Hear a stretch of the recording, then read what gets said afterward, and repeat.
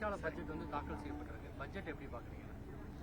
பற்றாக்குறை அவரே சொல்றாரு, பற்றாக்குறையில இருக்குன்ட்டு.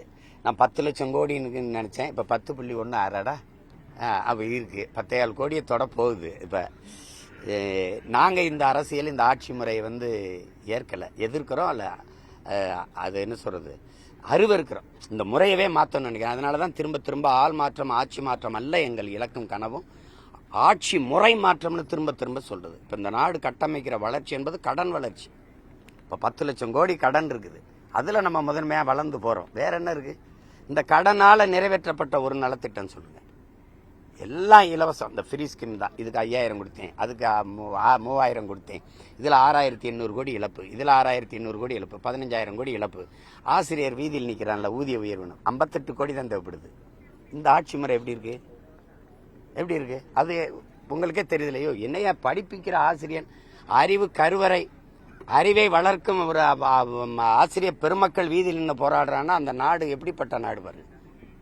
அறிவை வளர்க்கிறவன் வீதியில் நிற்கிறான், இந்த உடை மானத்தை மறைக்கிற நெசவை செஞ்சு கொடுக்குற நெசவாளி வீதியில் நிற்கிறான். அவனுக்கு மின்கட்டண உயர்வு, நூல் விலை உயர்வு, சொத்து வரி உயர்வுல அவனால வேலை செய்ய முடியல. அப்புறம் உழுது விளைச்சு வேர்வை சிந்தி விதைய வச்சவன் நல்ல வீதியில் போட்டு நிற்கிறான், கொள்முதல் செஞ்சு ஒரு சேமிப்பு இடங்களை வைங்கன்னு. அது மழையில் நனைஞ்சு முளைச்சு போகுது. வேர்வை சிந்தி விலைய வச்சவன் கண்ணீர் சிந்திக்கிட்டு வீதியில் நிற்கிறான். இப்போ இந்த மாதிரி ஆட்சி முறையை நீங்க ஏற்கிறீங்களா? அதை எப்படி ரசிக்கிறீங்களா? கொடுமையா இருக்கா இல்லையா? இதுதான் பிரச்சனை. நீங்க குவார்டர் எல்லாருக்கும் இலவசம்னு கடையில் வைப்பீங்களா?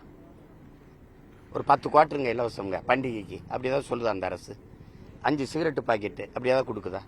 அப்ப எப்படி நாங்க உழவர் கொடியை நாங்க விளைய வைக்கிற நெல்லை மட்டும் இலவசம்னு அரிசி விற்கிற? நான் நெய்த கஷ்டப்பட்டு ஒரு வேட்டிக்கு, ஒரு சேலைக்கு 60000 முறை மிதிக்கிறான் ஒரு நெசவாளி.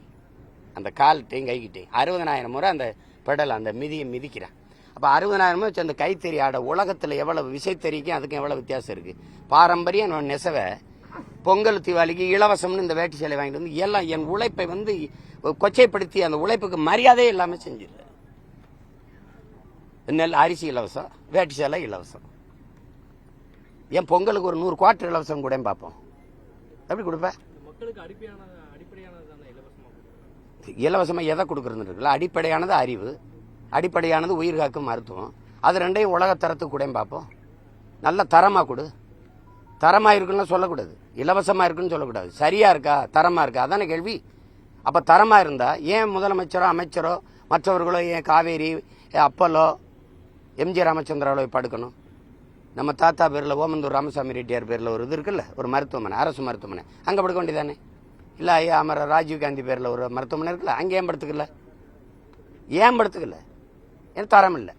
இதுல எந்த அமைச்சர் பெருமக்கள் அல்லது பாராளுமன்ற நாடாளுமன்ற உறுப்பினர் அல்லது சட்டமன்ற உறுப்பினர், இந்த மாமன்ற உறுப்பினர், இல்ல மாநிலங்களவை உறுப்பினர், யாருடைய பிள்ளைகள் அரசு பள்ளி கல்லூரியில் படிக்குது?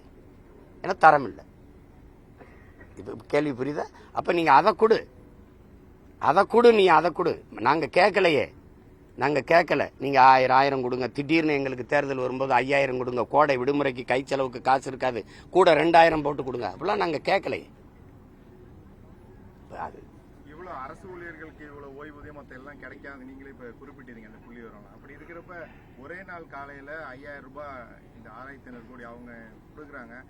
நிதியமைச்சர் ஏற்கனவே வந்து ஒரு 70 கோடி ரூபாய் வந்து நிதி ஒதுக்கீடு செய்ய முடியல இந்த அரசு ஊழியருக்கான ஓய்வூதியம் சொன்னாரு. இது எப்படி பாக்குறீங்க? கொடுமையா பாக்குறேன். நீங்க அண்ணன்ட்ட கேட்க கூடாது, அவங்க கிட்ட கேட்கணும். இவ்வளவு நிதி நெருக்கடியை வச்சுக்கிட்டு, நிதிநிலையில பற்றாக்குறை வச்சுக்கிட்டு ஒரு உபரி பட்ஜெட் இருக்கிற நாடு கூட அதை செய்யாது.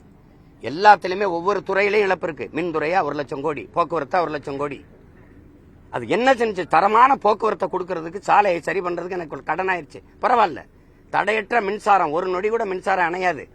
நானே அதுல தண்ணீரை விடைஞ்சு நானே உற்பத்தி செய்து கொடுக்குறேன். அப்படி இல்லை, நீ வாங்கித்தான் கொடுக்குற, வாங்கித்தானே கொடுக்குற.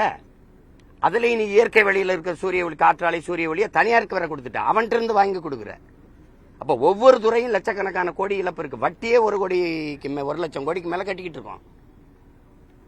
எதை வச்சு நீங்க கடன் பெற்றிருப்பீங்க? ஒன்னும் மனித வளம், மண்ணின் வளம், ரெண்ட காட்டித்தானே. இப்ப நீங்க ஒரு கடன், ஒரு 10 லட்ச ரூபாய் கடன் கேட்கறீங்கன்னா ஒரு வங்கியில அவன் என்ன கேட்பான்? ஏதாவது சான்று குடும்பம், சூரிட்டி குடும்பம்ல, ஏதாவது காட்டு, கட்டடத்தை காட்டு, வீடு இருக்கு இல்ல நிலம் இருக்குன்னு கேட்டுவான்ல. நீ எதை வச்சு கடன் பெற்ற? எங்களை வச்சு தானே. மனித வளத்தை காட்டியிருப்பா, மண்ணின் வளத்தை காட்டியிருப்பா, வேற என்னத்தை காட்டுவ? இந்த கடனை எதை வச்சு கட்டுவ? என் உழைப்பை சுரண்டி வரியை எடுத்து தானே போய் கட்டுவேன். இந்த காசு இருக்குது. மின் கட்டண உயர்வு எவ்வளவு சொல்லுங்க, நீங்க எவ்வளவு சொல்லுங்க. சொத்து வரி எவ்வளவு? அதனால மக்களுக்கு இருக்கிற இடையூறு எவ்வளவு?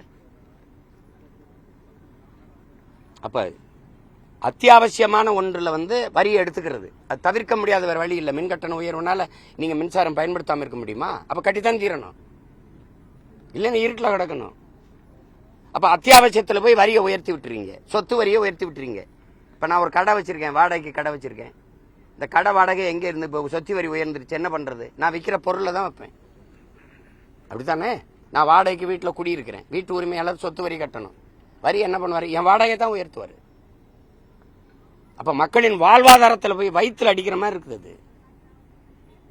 யாரு கேட்டது எங்களுக்கு 1000 கொடு 500 கொடுன்னு கடனை வாங்கி கொடுத்து என்ன சோழ பரம்பரை சொத்தை பத்திட்டு கொடுக்குறீங்க நீங்க? யாரு காசு இது? யாரை வச்சு கடன் பெறீங்க? 1,31,00,000 பேருக்கு 5,000 கொடுத்துருக்கு. அந்த வீட்டில் இருக்க ஒவ்வொருத்தன் பேர்லயும் 2-2 லட்சம் கடன் இருக்கு. பாருங்க எப்படி இருக்கு நாடு, நிர்வாகம் எப்படி இருக்கு பாருங்க. இந்த ஆட்சி முறை சரி இப்ப கொடுத்துட்டீங்க, அடுத்த தேர்தல் வருது, அப்புறம் ஒரு 10,000 கொடுப்பீங்களா? அப்ப அடுத்த தேர்தல் வருது, இந்த 5 வருஷம் கொடுத்தா அந்த 10 லட்சத்தை இன்னொரு 15 லட்சம் கோடி ஆக்குவீங்களா? அப்புறம் 20. இப்ப கடன் வாங்கினா ஒரு நாடு பொருளாதார அடிமையாயிராதா? நீங்க என்கிட்ட கடன் வாங்கிட்டீங்க, உங்களால் நிம்மதியா வாழ்ந்துட முடியுமா? கதவை எந்த நேரம் தட்டி கடனை கேட்பேன்னு பயப்பட மாட்டீங்க? ஒரு கடன் வாங்கினவன் நிம்மதியா வாழ முடியுமா பாருங்க. அப்ப கடன் வாங்கி இப்ப இங்க பாருங்க, நம்ம 10 லட்சம் கோடியா, ஒவ்வொரு மாநிலமே எவ்வளவு? 10 லட்சம் 12 லட்சம் அப்படி வச்சுக்கிறீங்க. 29 மாநிலம், 8 ஒன்றிய பிரதேசம். இந்தியாவே 196 லட்சம் கோடி வாங்கியிருக்கு. 196 லட்சம் கோடி மத்திய அரசு. இது போக எல்லா மாநிலங்களும் சேர்த்தா 400 கோடி கிட்ட வருது கடன். இந்த கடன் என்னை கட்டுறது? ஒரு தவிர்க்க முடியாத பொருளாதார நெருக்கடி வந்தா என்ன பண்ணுவீங்க? பொருளாதார வீழ்ச்சி வந்தா என்ன பண்ணுவீங்க? அப்புறம் நேபாளில் நடந்தது, பங்களாதேஷில் நடந்தது, இலங்கையில் நடந்தது, இங்க நடக்காதுன்னு உறுதி ஏறா தருவீங்களா? தவிர்க்க முடியாத தம்ப்நெயில்ஸ், கலக்கலான கண்டென்ட்ஸ், சினிமாவும் சீரியஸ் பிரச்சனைகளும், பல வருடங்கள் இடைவெளிக்கு பிறகு இந்த படத்துல ஒரு கலகலப்பும் கைகலப்பும். Me too, love you. Thank you so much. Mass ஏத்துறது போயிட்டே தான் இருக்காரே தவிர பிரேக்கே இல்லாமல் பிரேக்கிங் நியூஸ் சொல்லும் தந்தி டிவி ஆப். இன்ஸ்டா தலைமுறை வரை இறங்கி அடிக்கும் தந்தி டிவியின் டிஜிட்டல் எக்ஸ்க்ளூசிவ். அது தண்ணிக்குள்ள போகும்போது ஹேங் ஆயிடுச்சு. உங்களுக்கு விஜய் சார் எந்த அளவுக்கு ரொம்ப பிடிக்கும்? Of course, Malayalis are huge Vijay sir fans. ரெண்டு பேருமே ரொம்ப பிடிக்கும் எனக்கு. தந்தி டிவி ஆப்பை இலவசமா டவுன்லோட் செய்யுங்க, ஃபாலோ பண்ணுங்க, சப்ஸ்கிரைப் பண்ணுங்க, என்ஜாய் பண்ணுங்க.